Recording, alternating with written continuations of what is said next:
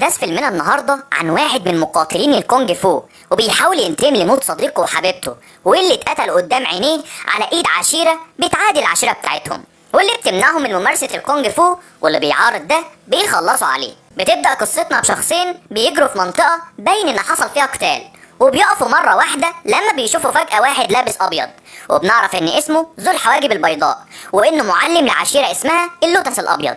وبيطير ذو الحواجب البيضاء في الهوا مرة واحدة وبيهجم عليهم زي النمر، وبيجري ناحيته واحد من الاتنين، وبسرعة بيجري التاني كمان ناحيته، وبيدور قتال قوي جدا بينهم، وبيبان قد ايه ان عندهم مهارة عالية جدا في الكونج فو. وبيحاول الاتنين انهم يضربوه، لكن بيكون قوي جدا ومش بيقدروا عليه بسهولة، وبيبقى واضح جدا انهم بيقاتلوا كفريق وبيكملوا بعض كمان، وبيستخدموا اساليب الكونج فو بمهارة عالية جدا، وبيهجموا عليه وبيفضلوا يضربوه في كل حتة في جسمه.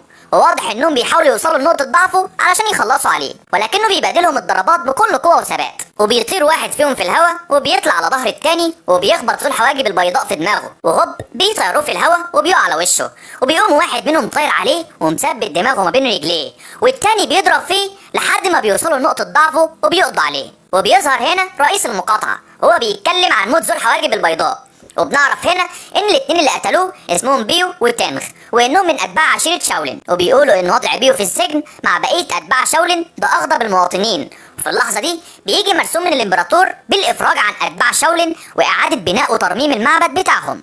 وبنعرف هنا ان في خلاف ما بين عشيرة شاولين وعشيرة اللوتس الابيض، وان عشيرة شاولين متهمين لانهم كانوا عاوزين ينقلبوا على الامبراطور. وبنشوف ان الكلام ده ما بيعجبش رئيس المقاطعة، وبيركب حصانه وبيجري ناحية معبد عشيرة اللوتس الابيض، وبيطلب يقابل المعلم بتاعهم، وبيقول على مرسوم الامبراطور وانه اطلق سراح اتباع شاولين. وبنعرف ان ذو الحواجب البيضاء يبقى المعلم بتاعه، وعشان كده هو زعلان لانه عاوز ينتقم لموته، وبيطلب منهم انهم يهاجموا اتباع شاولين وهم خارجين من السجن ويتخلصوا منهم. وبتظهر بنت جميله وهي بتتدرب على الكونج فو في بيت، وبنلاقي تينج جاي بيجري على البيت ده وبيقول ان الحكومه اطلقت سراح السجناء. فبتظهر زوجة بيو اللي بتكون حامل وهي فرحانه جدا، وبيبقى ده بيت بيو، وبيجروا كلهم وهم فرحانين علشان يقابلوا بيو واللي بيكون خارج هو والناس اللي معاه. بس بيو بتبقى رجله تعبانه جدا من التعذيب اللي شافه في السجن، وبيبقى واحد شايله، ولكنه بيقول لهم انهم يسيبوه هنا علشان هو بيته من طريق تاني. وبيكمل طريقه وبيقابل صاحبه تنغ ومراته واخته وبيروح على البيت، لكن اتباع اللوتس الابيض عاملين كمين للسجناء على الطريق وبيهجموا عليهم وبيتخلصوا منهم كلهم. وبيكون بيو بيتعشى هو وتنج واخته ومراته وبيتكلموا عن زواج تنغ باخته، وفجأة بيسمعوا صوت جاي من بره، فبيطلب من مراته واخته انهم يروحوا الاوض بتاعتهم، وبيفتح الباب بيلاقيهم اتباع اللوتس الابيض جايين يخلصوا عليهم، وبيدور الضرب بينهم، وبيشارك اخته وزوجته في القتال. ورغم ان عدد اتباع اللوتس الابيض كتير، بس هم بيقاوموا الهجوم. وفجأة بيظهر اللوتس الابيض وبيقول لهم انه جاي يختبر مهارتهم في الكونج فو، لكن الحقيقة انه جاي ينتقم لصديقه ذو الحواجب البيضاء. وبيكون بيو عاوز يقاتل اللوتس الابيض، لكن تنج بيمنعه علشان رجله التعبانه، وبيدخل دينج في قتال مع اللوتس الابيض. بس طبعا اللوتس الابيض بيتغلب عليه من غير اي مجهود، وبيحاول بيو انه يضرب اللوتس الابيض، لكن حتى ما بيقدرش يلمسه بسيفه، وبيضربوا اللوتس الابيض وبيخلص عليه. وبنلاقي ان زوجة بيو تعبانه جدا، وان تنج بيحاول يحميها، فبتطلب منه اخت بيو انه ياخد زوجة اخوها ويهربوا بسرعه، وبيعملوا ده وبياخدها وبيهرب. اما اخت بيو بتعطلهم عن المطارده، لكن اللوتس الابيض بيعترض طريقهم، فبتلهيهم سيو اللي هي اخت الزوج، فبيخلص عليها وبيأمر رجالته انهم يدوروا على تنج وزوجة بيو. وبنلاقي ان تنج وزوجة بيو مستخبيين، وتنج بيقول لها ليه ما نرجعش وننقذ سيو، فبتقول له ان عددهم كبير جدا وهيخلصوا علينا، وبتقترح عليه انهم يروحوا عند واحد قريبها في مدينه تانية عشان يستخبوا عنده. وبنلاقي رئيس المقاطعه واللوتس الابيض بيحتفلوا بانتقامهم من تنج وبيو، بس رئيس المقاطعة بيبقى زعلان جدا بسبب هروب تنج، فبيقول له اللوتس الابيض انه هيرجع تاني. وبنلاقي اعمال الترميم والبناء بدأت فعلا في معبد الشاولين، بس بيوصل مجموعة رجالة من اللوتس الابيض وبيخلصوا على كل اتباع شاولين. وبيوصل تنج والزوجة لمدينة واي اونان اللي بيبقى فيها قريب الزوجة اللي هيساعدهم، وبيدوروا عليه وبيلاقوه شغال في محل للورق، وبيتعرف عليهم وبيسألهم عن بيو، وبيكون عارف ان بيو وتنج هما اللي قتلوا صاحب الحواجب البيضاء. فبتقول له الزوجة انهم في ورطة، فبياخدهم تشينج جوه المحل وبيدخلوا اوضه، وبيعرف ان بيو سي واخته اتقتلوا على ايد اتباع اللوتس الابيض، وبيطلب من تنج انهم يسيبوا الزوجه ترتاح، وبياخدوا معاه القطه علشان يرتاح هو كمان، وبيخليه يشتغل معاه في صناعه الورق. لكن تنج بتبقى ايده قويه بسبب انه مقاتل كونج فو، فبيحاول تشينج يعلمه، وبتبقى الزوجه قاعده شغاله على القماش، وطول الليل بيفضل تنج بيتدرب على اسلوب الطائر، وبيقول لنفسه لو اخد اسلوب قبضة الرافعة بتاع صديقه بيو واضافه لقبضة النمر بتاعته ممكن يكون اسلوب قوي يقدر يتغلب عليه على اللوتس الابيض. وبيطلب تنج من تشينج انه يتدرب معاه على اساليب القتال، وبياخد مكان بيو علشان يقدروا ينتقموا. لكن تشينج بيبقى ضعيف وصحته على قده، ما بيعرفش يقاتل، والموضوع بيبقى صعب جدا عليه. وتنج بيلبسه حاجات من الورق على انه اللوتس الابيض، وبيفضل يتدرب عليه. وتشينج يا عيني مالوش في مقول القتال اصلا، وبيتهد حيله من الضرب اللي بياخده من تنج. وبيسأل تنج عن مهارته وسرعته في الكونج فو، فبيقول له انه ماهر جدا وسريع جدا. فبتتدخل الزوجه وبتقول له ان رغم مهارته وسرعته صعب انه يغلب اللوتس الابيض. وبعدها تنج بيقرر انه يروح للوتس الابيض علشان ينتقم منهم لموت بيو. فالحراس بيقولوا له انه مش هينفع يدخل جوه، لكن كلامهم مش بيعجبه وبيدور فيهم الضرب، وبيدخل جوه المعبد والحراس بتهجم عليه. بس هو مكمل ضرب عادي، وبيظهر رئيس المقاطعه وبيقول له خد هنا يا ابني، انت محدش عاجبك ولا ايه؟ داخل كده فارد صدرك ونازل ضرب وتلطيش في العيال الغلابه دول، انت محدش مال عينك هنا؟ وقتها تنج قال له انت كنت السبب في كل اللي حصل، وانت اللي طلبت من اللوتس الابيض يخلص على عشيره الشاولن. وقتها رئيس المقاطعه بيهجم عليه وبيدور بينهم قتال قوي جدا وسريع. وبيقرر اتنين من الحراس انهم يقولوا للوتس الابيض عن اللي بيحصل بره، فبيكون مبسوط جدا لانه كان بيستنى تنج يجي هنا علشان يخلص عليه. وفجاه وتنج في وسط القتال ده بيظهر ليه اللوتس الابيض فجاه. وقتها اللوتس بيقول لتنج ان ده هيكون اخر يوم في عمره ونزل علشان يخلص عليه. وهما بيضربوا بعض، وطبعا تنج مش عارف يلمس اللوتس الابيض كالعاده.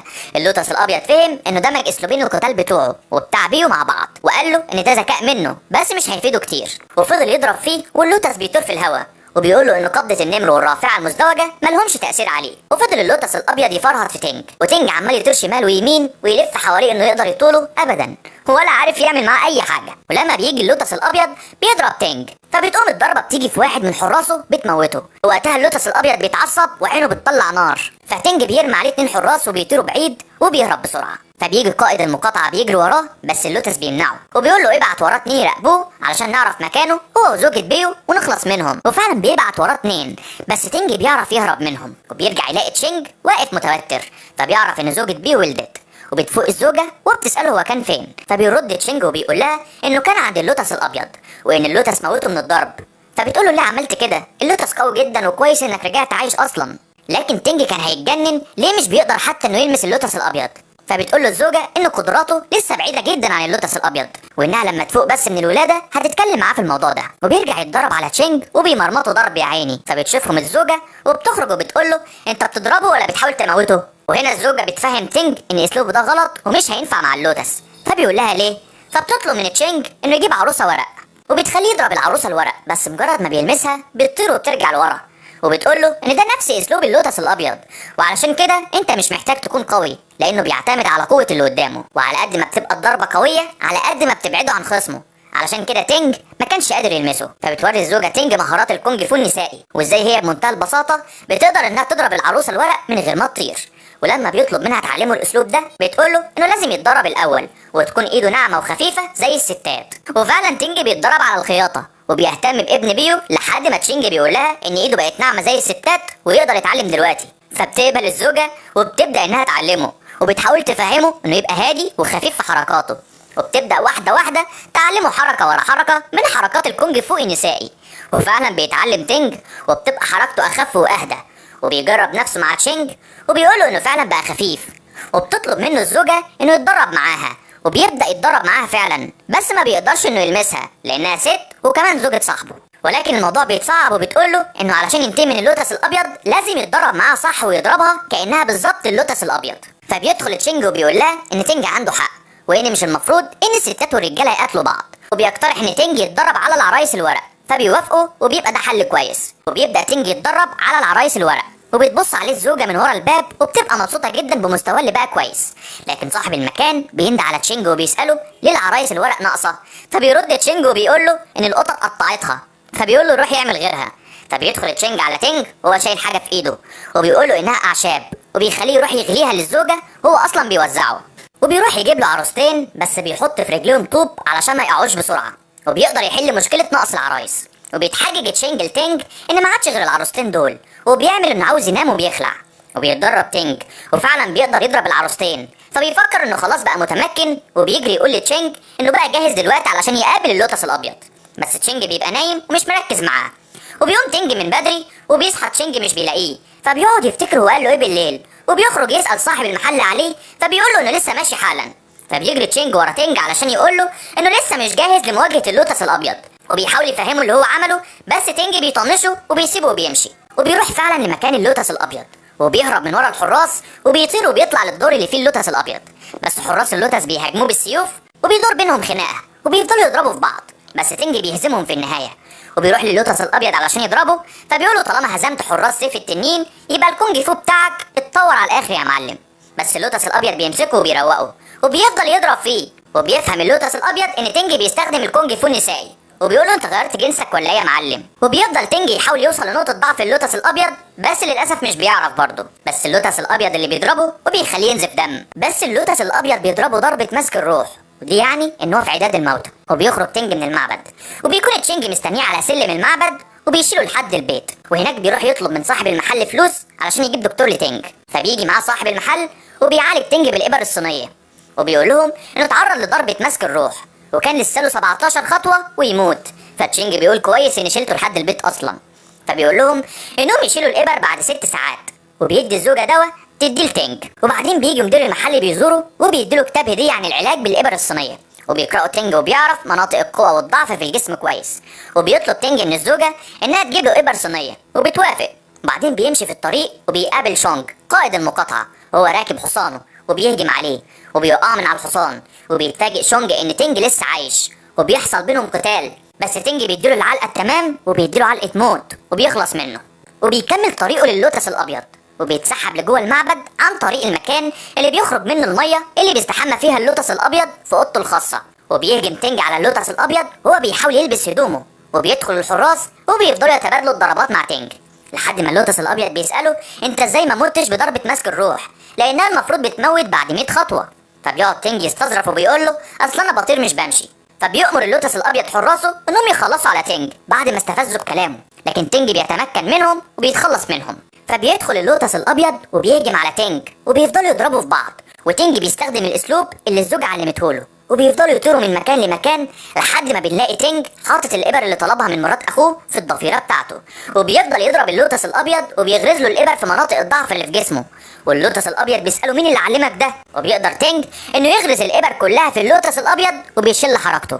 وفجاه بيقوم اللوتس الابيض من تاني وبيتخلص من كل الابر اللي في جسمه، وبيقول لتنج انه ما قدرش يصيب نقطه ضعف المميته برضه. وبيرجعوا يتبادلوا الضربات من تاني لحد ما اللوتس الابيض بيخلي تنج يجيب دم من بقه. فبيقوم تنج واخد ابره كانت في شعر اللوتس الابيض وغرزها في ايديه، خلى كفين الايدين لازقين في بعض، وبتطلع دي نقطه ضعف اللوتس الابيض المميته.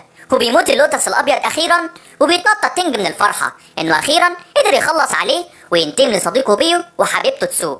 وبكده يكون خلص فيلمنا النهارده. سلام.